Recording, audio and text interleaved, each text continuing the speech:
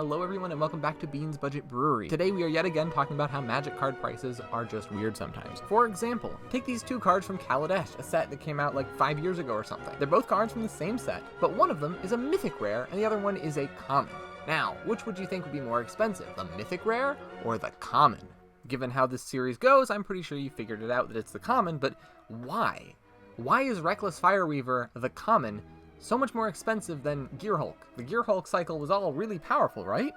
Well, yeah, and if you look at these two cards, you will notice that Verderous Gearhulk is at minimum going to be an 8/8 with Trample for 5 mana. And it just gets better from there. If you can flicker it, you can get +4 power every time you flicker it. It works with +1/+1 counters. You can double those counters. It's an artifact. It does everything. Okay, well, it does a lot of things. It looks like a card that you'd probably want to put in a deck. Reckless Fireweaver, on the other hand, well, it deals 1 damage to each opponent whenever an artifact enters the battlefield. So I guess you could do some stuff with treasures. It could be a payoff for an infinite artifact enter the battlefield combo in red. But other than that, what else does it do? Well, the answer is really simple. That's it. That's all it does. It does this one thing, and it does it really well, and there really aren't that many cards that do that one thing. Whereas Verderous Gearhulk, there are lots of things that enter the battlefield, and do things when they enter the battlefield. There are lots of artifacts.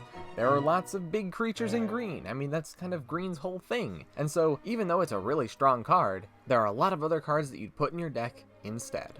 And with artifacts, there really aren't that many good artifact enter the battlefield payoffs. And this guy will do 1 damage to each opponent, so basically, he does 3 damage whenever an artifact enters the battlefield. And that's pretty good.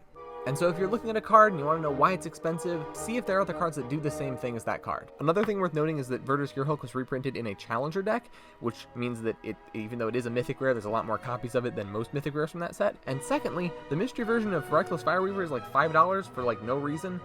Maybe it was rare, I don't know. And before I leave, I wanted to ask you which card you think is better, Thragtusk or Verderous Gearhulk, or this overpriced mythic.